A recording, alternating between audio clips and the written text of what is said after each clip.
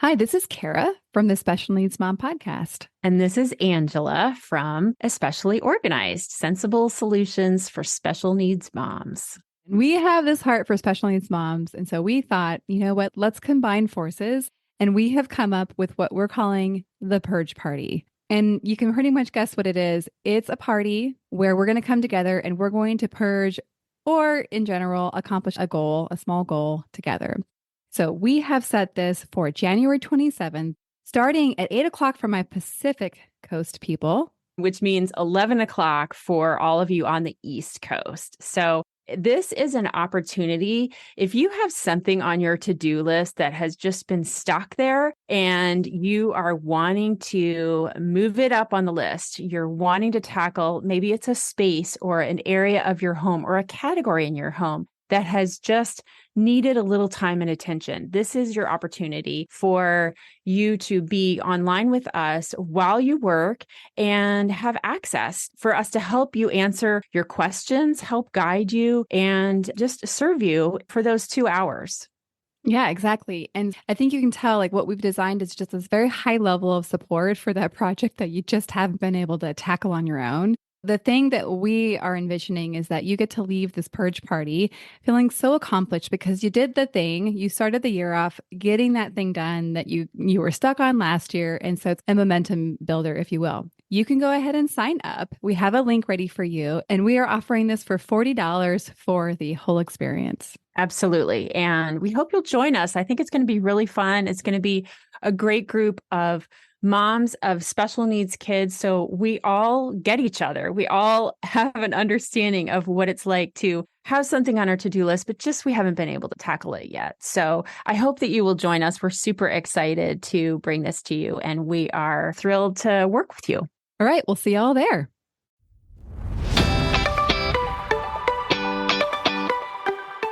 Hi, I'm Kara, life coach, wife, and mom to 4 incredible and unique children. It wasn't all that long ago that my son received a diagnosis that had my world come crashing down. I lacked the ability to see past the circumstances, which felt impossible, and the dreams I once had for my life and family felt destroyed. Fast forward past many years of surviving and not at all thriving, and you'll see a mom who trusts that she can handle anything that comes her way and has access to the power and confidence that once felt so lacking. I created the Special Needs Mom podcast to create connection and community with moms who find themselves feeling trapped and with no one who really understands. My intention is to spark the flare of possibility in your own life and rekindle your ability to dream. This isn't a podcast about your special needs child. This is a podcast about you. If you are a mom who feels anxious, alone, or stuck, then you are in the right place. Welcome. Well, hello and welcome back to the Special Needs Mom podcast. I'm your host, Kara Riska, and it's really, really good to be with you. I'm happy to report that over here on the home front, everyone is continuing to recover. Levi specifically is doing better. If you're new here, if this is your first episode, you might be wondering why I'm sharing that. You can go back several episodes for details, but long story short, is my son Levi is a brain tumor survivor. Actually, I have to rephrase that now. My son Levi is a 2-time brain tumor survivor. I have to say, when I say that, like when I write it to people, I'm like, that's pretty badass. He didn't just do it once, he did it twice, and it was not fun, I'll tell you that. But there's something about adding the second time to it that really has me connected to the miracle that he is and his ability to be resilient in the face of something really crappy. So we're doing better. I'd say I described to people that have said, "Hey, Kara, how's it going?" Last week I was like, okay, like I feel like I'm like kind of getting my feet back underneath me. I'm like responding to emails and scheduling things that have long been delayed. That felt good. Felt really, really good last week. this week, I'm like, oh, I'm like feeling stuff. I'm like going the next level. I'm feeling happy again. To levels. I mean, not like I didn't have moments of happiness prior to this week. However, I'm feeling more connected to myself than I have been in a long, long time. And when I say connected to myself, I mean kind of like integrated, like my mind, body, spirit, kind of all on the same page. The experience prior to this week was more like my mind was on a different page than my body was. So the experience for me is like very disconnected and not an experience I like. I love feeling connected. That's why I have this podcast. And so you can imagine that it feels so much better for me to start to feel connected again to myself. And then as I'm connected to myself, I can connect to other people with a much greater ability. So that's a quick little snapshot of us. And I can't recall what got me onto the track of thinking about hope, but today's podcast will be about hope. And I have to go back and reread a book that I'm halfway through. I've been halfway through for like a long time. It's called Transforming Trauma. And from my halfway through-ness of it, I definitely recommend it. But I have a note on my phone it says, hope is not an accident. I was like, that sounds interesting. Tell me more. But I can't really remember why I wrote it. I do know that and I also kind of like searched on my phone for like different notes I wrote about hope because I can't remember where I put everything. And that came up and I thought so more to come on that. But for today, we're going to take a look at hope as a way of being. Before I get started and kind of put in my thoughts, I want you to think about what comes up for you when you think about hope. When you hear me we're going to talk about hope. Likely you have a understanding of what you think hope is and kind of how you do hope. I put a little query out to Instagram from 2 different listeners. I got very different ideas, like when they thought of hope, and I'm going to read them both. One of them said, when I think of anxiety, I think of holding my breath. Hope feels like an exhale. I was like, wow, that's like beautiful and a much prettier version of hope than I had been acquainted to most of my life. Another one said, strength to keep going through the muck because it won't be this way forever. That was also struck me, especially as I was preparing this episode, very powerfully. The idea that, and we're going to get more into this, the expectancy that it won't be like this forever. So hope is kind of that confidence that it's going to change, that it's going to be different than it is now. So I really loved both definitions, or not even definitions, but both kind of responses to what do you think of when you think of hope.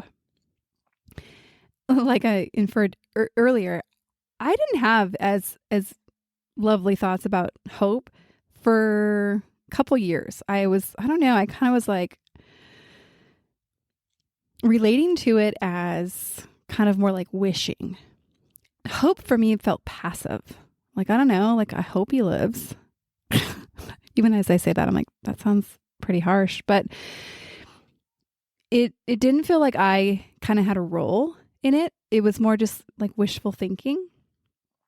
Clearly, I didn't like that concept. I preferred more something that I can get involved with and I can actually make a difference in either the outcome or even how I felt about the outcome. So I kind of rejected the idea hope for a while.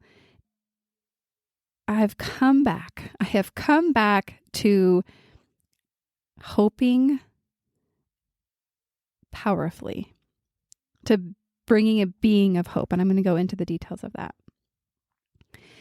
So we can like kind of look at how hope comes up in our lives. We might say something or think something like, I hope the doctor's office calls me back this week. So you're clearly expecting the office to call you. You have an anticipation. Or I hope the medication works. So you give a child, obviously medication that's prescribed, which now is incorporating like a trust from the doctor and an expectation that is going to help. I hope she'll be able to walk one day. And so if we look at that kind of hope, we see typically the accompanied action that goes along with that hope. So that might look like going to PT and maybe getting a prosthetic or all the different things that you might do in service of that hope, the expectation that she will walk. When we hope, we connect our desire, so something that we want, and we believe that it's possible. Potentially via the way of a miracle. We can certainly hope for a miracle, and I think probably many of us have, or via the way of therapy or medical intervention, and maybe even often, probably, sometimes a little bit of both. I'm going to talk a little bit more about the belief that something's possible later on, but for now I'm going to leave you with that. So hope is when there's something that we desire or we want, and we expect or we have a high degree of confidence that that thing will be. So it's really much less about how it happens, but it's really connecting towards something that we desire or want and thinking it's possible. And I want to kind of differentiate that against wishing. Wishing might sound more like, I wish she didn't have the diagnosis, or even I wish she could walk, or I wish she had stronger muscles. Those, how I kind of am looking at them, is that's a passive wanting something that's not possible. And I'm not saying this is true for all cases of stronger muscles, but I'm just using it as examples of what might come up for you. So wishing is very different than hope.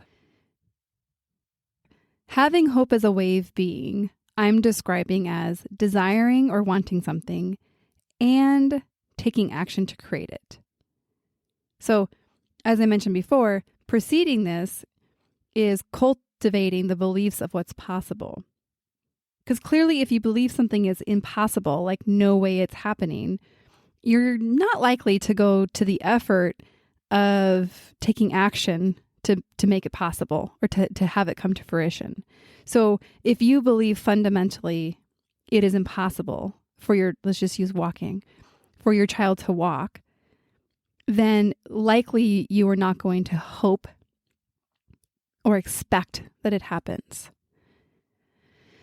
I almost want you to consider interchanging the word hope and expectancy. Hope looks towards the future and expects what you want will be. I want you to notice what comes up for you, like what obstacles or objections you have. Like those are really, really, really good bits of information. You might want to even write those down. So when I say that, hope is looking towards the future and expecting what you desire will be. Here is where we get tripped up. You would say, well, Kara, my child isn't capable. So I can't hope that she will be able to fill in the blank. And I think because of whether it's walk or talk or read or see, I don't know. There's a lot of things that could come up. So I want you to recognize that there are facts and there are interpretations. So in some cases, I would agree with you. If you said, okay, I want my child to play in the NBA. She is 4'5".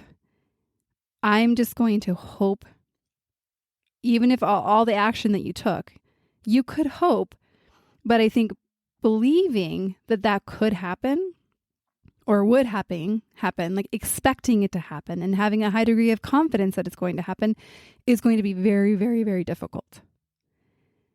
And so Yet, there's this critical element of believing something is possible for us to then fully hope that it comes to be.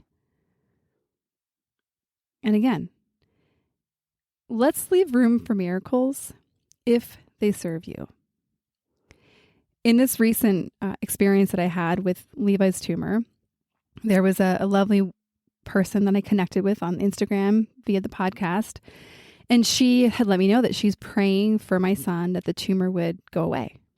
And it was a beautiful expression of her love and care. And I was able to receive it and think, wow, I'm really glad that she has the faith and capacity to pray that, because I don't. Yes, I believe that a miracle could happen to have that be the case. And in some cases, I'm sure some of you have seen miracles happen. Yet, hope is a vulnerable thing. So I want to take a look at the vulnerability of allowing yourself to decide what you want and daring to expect it. So if you think about, if you have expectancy, it makes room for you to be disappointed. So it's much easier, if you will, like kind of the route that I took, and I'm not holding it as right or wrong or good or bad. The route I took is I'm not going to choose to hope that. I'm going to hope other things. I'm going to expect other things, but that wasn't one that felt good for me or empowering for me. So with anything that we hope for, right? So hope is expecting in something that is not yet so, or that you don't have yet. And as soon as you admit and really own that desire, you kind of like put yourself in the position of not having what you want. You see how it's kind of like this, like a little bit of a tricky thing where it's like, we can just like call off the hope and say, I'm not going to hope for anything or even want or expect anything, which is clever because then you can never be let down or kind of have that expecting confidence. But it also has this like side effect of like many people connect hopelessness and helplessness to the experience of a special needs mom, because we look out there in the future and we can't see what's possible. We clearly can't see how, even if we can connect to what we desire or what we might want either for ourselves or our child, we cannot see how we're going to get there now. And so therefore we have this hopeless or helpless experience, usually I think founded because we don't believe something is possible. So I want to connect a little bit of like, we hope often for things, and I'm using talking, walking, having genuine friendships as things that it's very common for special needs moms to hope for. You know, they're milestones. Hoping that your child gets invited to a birthday party, hoping your child has somebody to care for them after you're gone. That we think that whatever the thing is, walking, talking, whatever that thing is, that is going to create what we ultimately want, which is our child having a whole and wonderful life, or our child feeling loved, or our child feeling cared for, or even our child fundamentally being cared for. So I think what happens is we attach certain things or circumstances to what we think will provide us what we want. We put our hope in creating that thing, or we don't put our hope in that thing, and we actually feel hopeless based on the set of facts that we see on how to create that thing. And so we actually then think, okay, well, now it's impossible to do that. And it's also impossible to see how. So why am I even going to work for it? So that builds more hopelessness and helplessness. Hopefully I articulated that well, because there's a lot of nuance to it. When you see it, it clicks, but sometimes it takes a couple flybys to kind of really let this concept sink in. So if you're thoroughly confused, reach out, say, what are you talking about? I am so confused. Or you can just be like, she's out of her mind. Just keep going. Anyhow, I will keep trying. Don't worry. I won't give up. So what I want you to notice is where you might stop with your hope. It's likely when you don't see how something is possible. This happens all the time in all the different settings that I coach in, whether it's corporate or personal or in special needs moms groups. We fixate on, it's like you even ask somebody, what do you want? And automatically we think about how we're going to do something versus what do we want to create. It's just how we think. So if we can't immediately see a pretty clear path of how we're going to do something, it's easy to reject the notion that that thing we actually want or desire is something within our grasp. And so hope, what I want to get across is expecting something will be. And when we then expect something will be, what do? Oh, we go out and we make it possible by going to the appointments, by calling the specialists, by praying some really powerful prayers, by asking for family and friends to support you in this journey to support your child. So you see how this being hope and bringing the expectancy and the confidence that what you want to create will be actually has you show up so differently in your life. It has you show up as like a active participant in making what you want possible versus what I was describing before in wishing, where you're just like, yeah, this really is horrible. I wish it was different, but you have no power. So I feel like hope connects you to your power. Now, I want to also clarify, there's a whole other conversation as it relates to spirituality where I think hope has this whole other life. So I'm really looking not as much as the spiritual side, although I think it'd really be fun to kind of tie the two together. I'm really looking at, or what our opportunity of being hope in all of our beings. So talking about hope and obstacles. So back when I was talking about kind of what might have come up for you as kind of like catch points where you kind of wanted to kind of talk back and say, no, Kara, but you don't understand, or kind of have this thing that you kind of felt was you were up against. So we just call those obstacles. So when you get to the point in hope, so hope, you have this expectancy.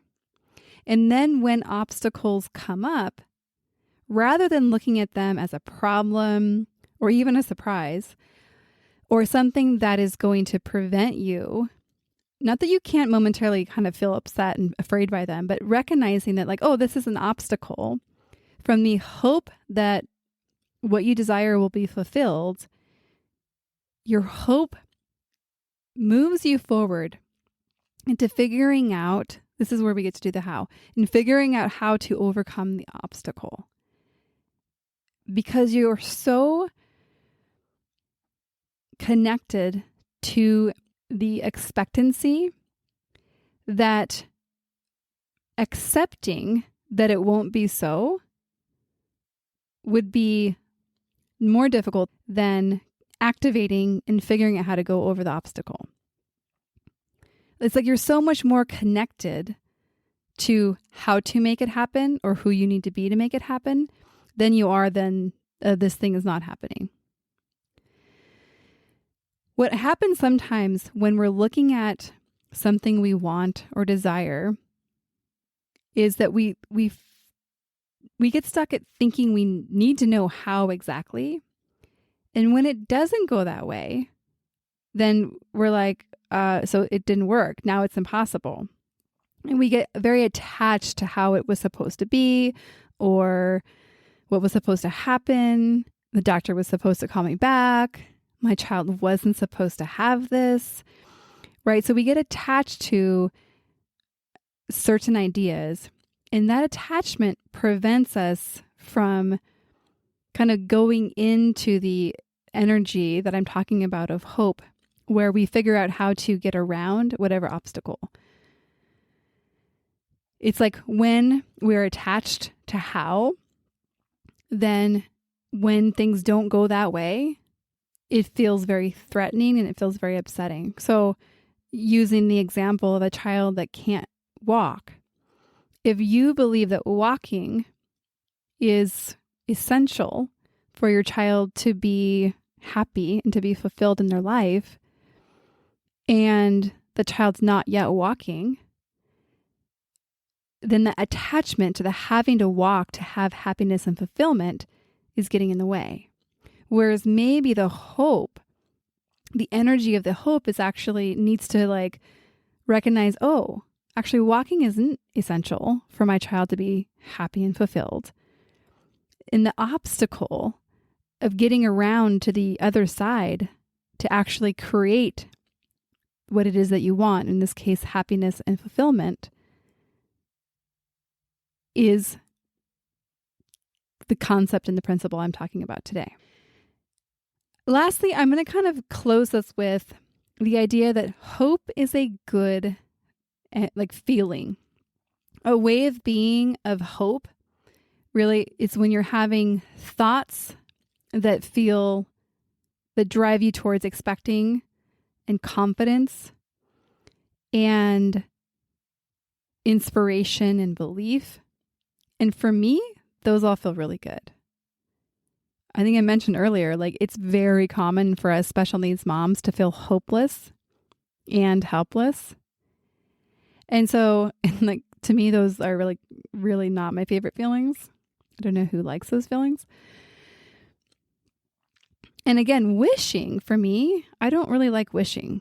Like, I mean, it was fun, I admit, when I blew my birthday cake out to like wish for like these audacious things. That was fun. I liked that. But when it came to things that felt like, okay, like I don't want to just sit here and wish that my son's going to have a happy and fulfilled life, or even, I don't want to say more importantly, or that I get to have a happy and fulfilled life now that I have these like things that happen and I'm like, whoa, this was not in the plan. Excuse me. And so just wishing something can be doesn't feel great to me. But hoping turns and activates me into being curious and to go then be in action. So if nothing else, I think hope will feel better for you.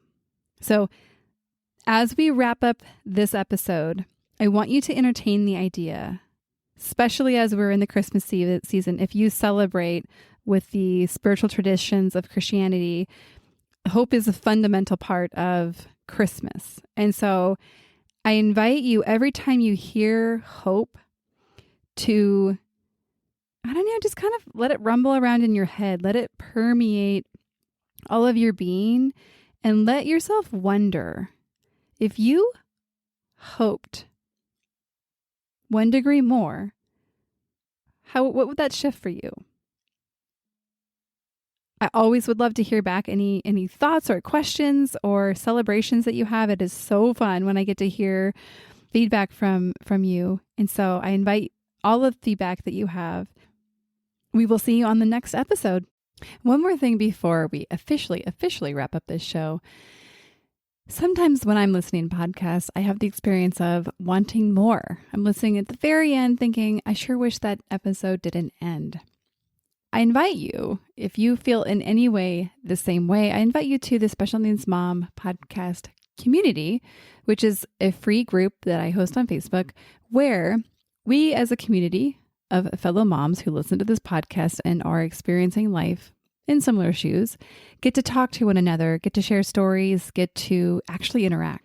I hope you'll consider joining. See you over there.